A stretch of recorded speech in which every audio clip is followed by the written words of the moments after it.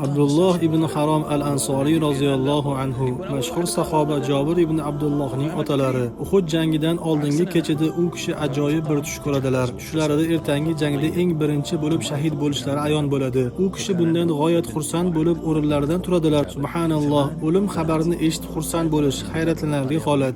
U kishi jannatni eslab o'g'illariga shunday deydilar: "Singillaringni senga topshiraman, ularga yaxshi qara, chunki men ertaga birinchi bo'lib shahid bo'lishimni tushimda ko'rdim." Tong otgach Abdulloh roziyallohu anhu qiblaga yuzlanib, qo'llarini duoga ochdilar. "Ey Robbim, sening roziliging uchun qancha qonim to'kilsa ham roziman, menga shuning o'zi yetarli." U kishining bu duosi menga Abdulloh ibn Ja'far roziyallohu anhu ning ushbu duolarini eslatadi. "Ey Robbim, senga yo'liqqanimda, ey Abdulloh, bularning barchasini men uchun edi, deyishing uchun sendan shahidlik so'rayman." Jobir roziyallohu anhu hikoyasini davom ettirib aytadi: "Jang tugagach otamning shahid bo'lganini eshitib oldilariga bordim. Yuzlari mato bilan yopilgan edi. Yuzlarini ochib o'pib yig'lay boshladim. Axir u otam edi-da." Rasululloh sollallohu alayhi vasallam buni ko'rib turardilar va meni yig'idan qaytarmadilar. So'ng menga qarata shunday dedilar: "Ey Jobir, yig'laysanmi, yig'lamaysanmi, baribir. Jonim qo'lida bo'lgan zotga qasamki, u ko'tarilguniga qadar farishtalar uni qanotlari bilan soyalab turishdi. Farishtalar otangni osmon bilan yer o'rtasida